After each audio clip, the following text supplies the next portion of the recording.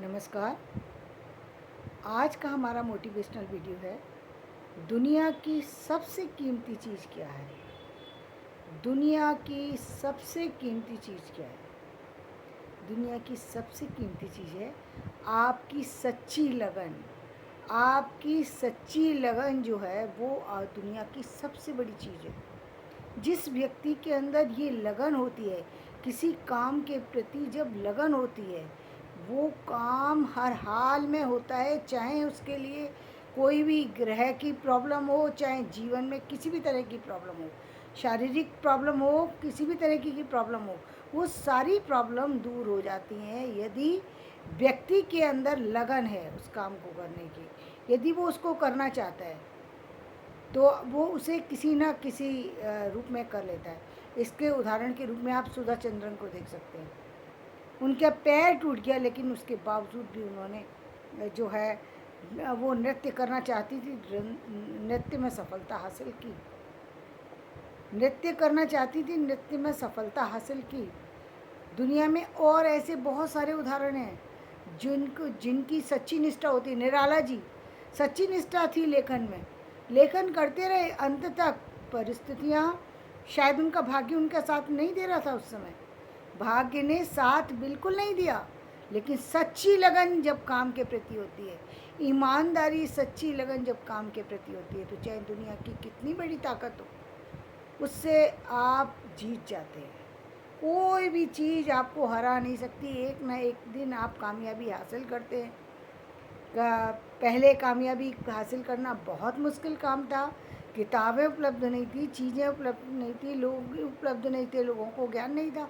यदि आप जिनके पास जा रहे हैं उन लोगों को इस तरीके की चीज़ों का ज्ञान नहीं था, तो आपके पास वो सारी सुविधाएं नहीं थी।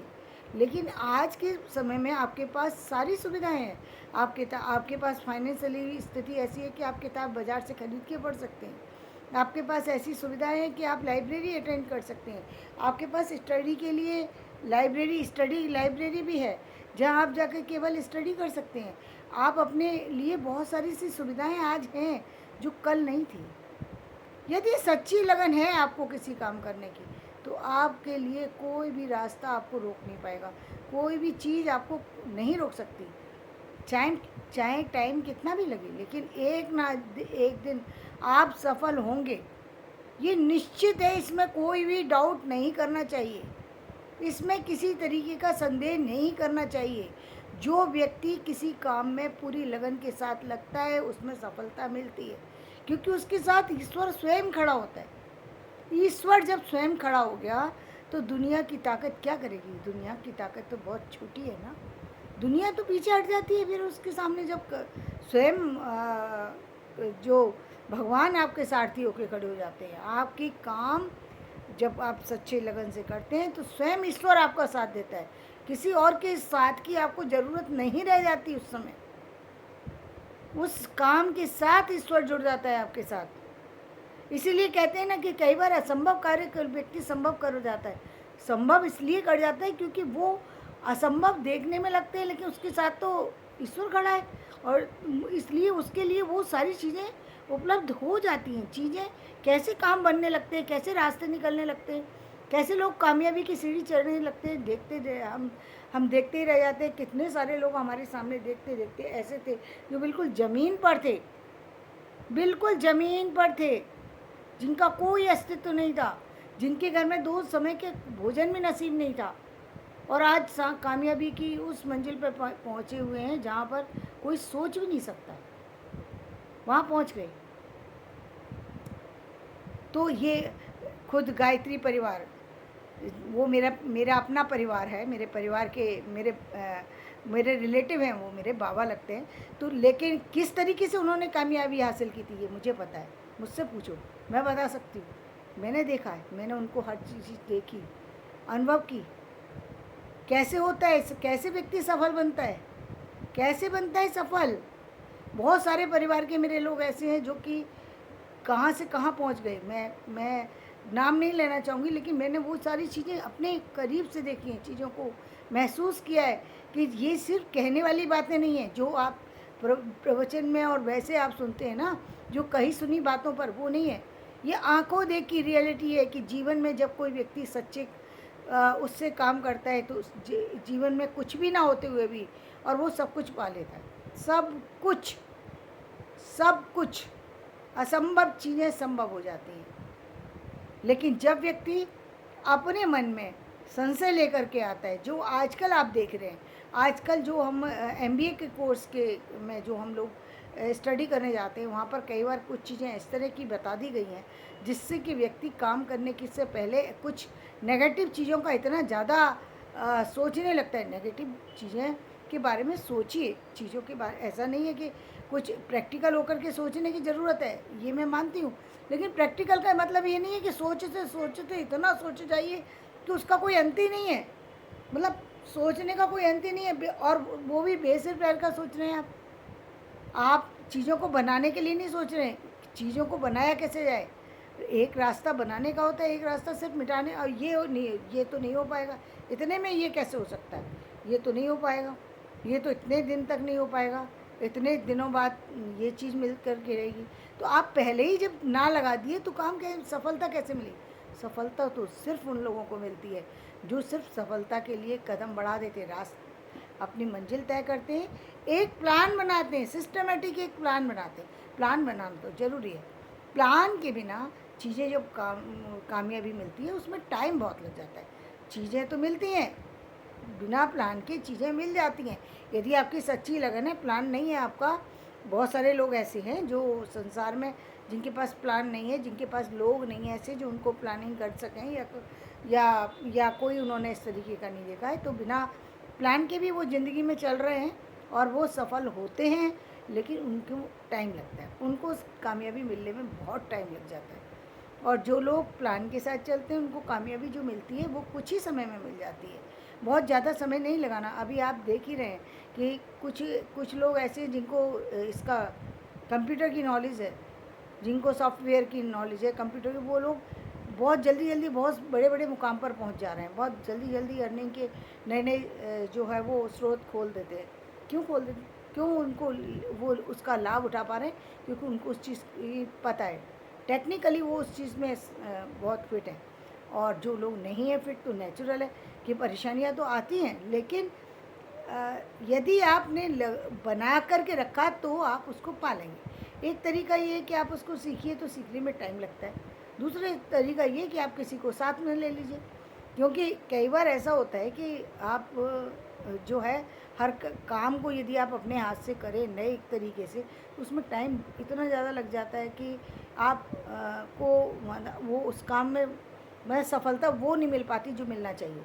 अब आपने अक्सर देखा होगा कितने लोग हैं, कितने लेखक हैं, कितने राइटर हैं जो बहुत अच्छा लिखते हैं, बहुत अच्छा लिखते हैं, लेकिन वो फिर भी लाइट में नहीं आ पाते, समाज के अंदर नहीं आ पाते, समाज में उनकी कोई छवि नहीं है, लोग जानते ही नहीं है उन्होंने क्या लिखा। क्यों है ऐसा? ऐसा इसलिए है क्योंकि उन्होंने लिखा तो है वो, लेकिन ये नहीं पता कि कहाँ भेजना है इसको, वो ये नहीं जानते। तो अब वो भेजेंगे ही नहीं तो वो चीज़ कैसे होगी।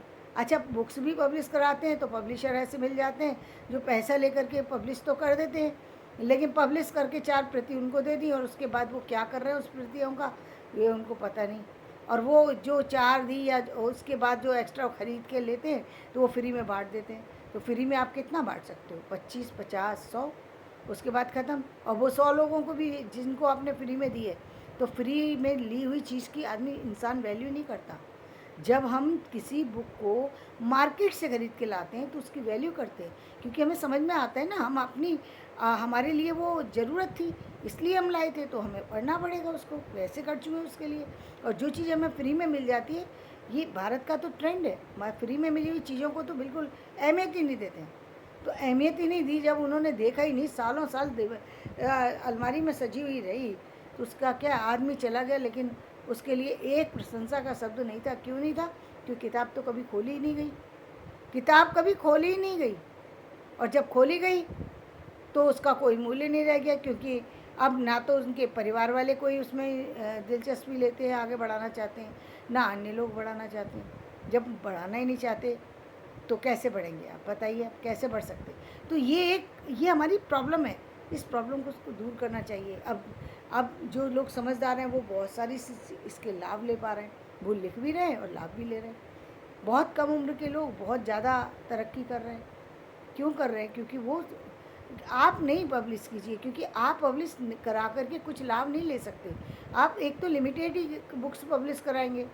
पब्लिशर यदि करेगा तो फिर वो अपनी तरीके से करेगा, अपनी तरीके से मार्केट में उतारेगा उसको, क्योंकि उसको उसकी वैल्यू पता है ना, उसको पैसा भी लेना आता है, उसको समझ है।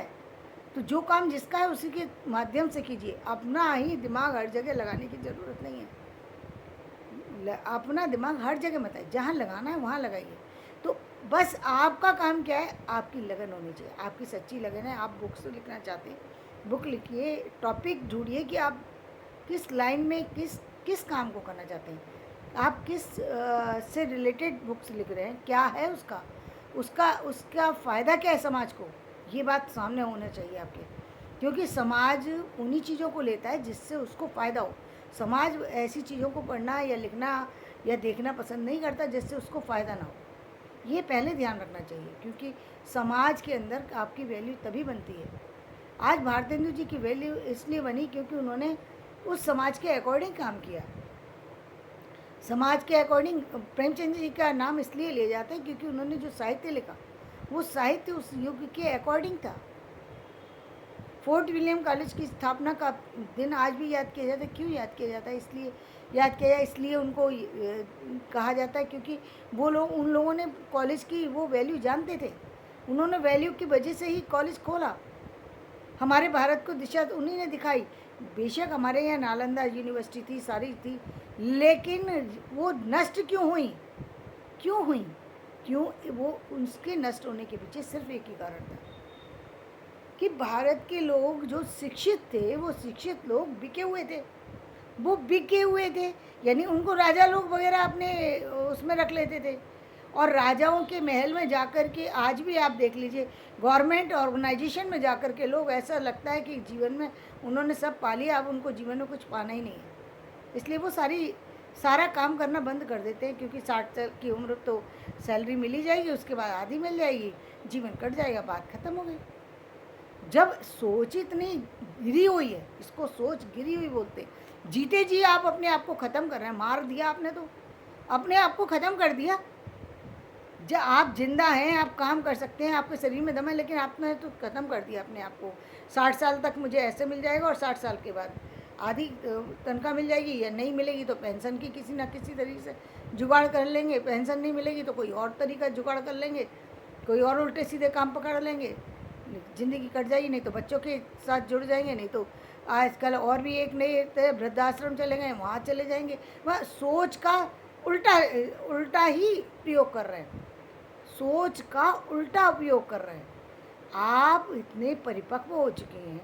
आप जो गवर्नमेंट ऑर्गेनाइजेशन में काम करता है, तो पहले तो जो गवर्नमेंट में चुन कर के जाता है वो व्यक्ति कहीं ना कहीं औरों से अलग है, योग्यता है उसके अंदर, तब चुना जाता है। ऐसे ही नहीं चुना जाता गवर्नमेंट में व्यक्ति, और उसके बाद वो उसको बर्बाद कर रहे हैं, उसकी योग्यता को उपयोग नहीं कर रहे हैं। तो क्या होगा? लाभ कैसे मिलेगा? लाभ की जगह हानि मिलने लगती है। हानि ये भी होती है, शरीर का धीरे धीरे शरीर नष्ट होने लगता है, और आपकी जो क्षमताएं हैं, जितने कार्य करने की क्षमता है, वो सब खत्म हो जाती हैं। धीरे धीरे तरह तरह की बीमारियां पकड़ लेती हैं। जीवन में जो कुछ मिलना था वो सब कुछ आपने अपने ही हाथों से मिटा दिया। ये क्या है? ये नहीं। जीवन में यदि कुछ पाना चाहते हो तो सच्ची लगन यदि है आपकी, संसार की सबसे कीमती चीज़ है सच्ची लगन। अपने काम में लगे रहिए, चाहे आप किसी ऑर्गेनाइजेशन से जुड़ें चाहे ना जुड़ें, लेकिन जीवन भर आपको काम करते रहना चाहिए। जी, अंतिम सांस तक काम कीजिए। अरे ये सांसों को का क्या है? इन सांसों का कुछ नहीं है, आज हैं कल ना रहें, इसका कोई मतलब नहीं होता। लेकिन हमारा काम बेहतरीन होना चाहिए, ये हमेशा ध्यान रखना चाहिए। और यदि आप तरीके से करेंगे, आप तो आजकल के लोग तो बहुत होशियार हैं, जो लोग काम कर रहे हैं वो भी, और जो नए बच्चे हैं वो भी। उनको तो बस थोड़ा सा रास्ता देखने की ज़रूरत है, उसके बाद तो कामयाबी उनके हाथ में होगी, ये निश्चित है। तो आज का वीडियो मैं यहीं समाप्त करती हूँ। मेरा वीडियो पसंद आए तो इसे लाइक करें, शेयर करें और सब्सक्राइब करें। धन्यवाद।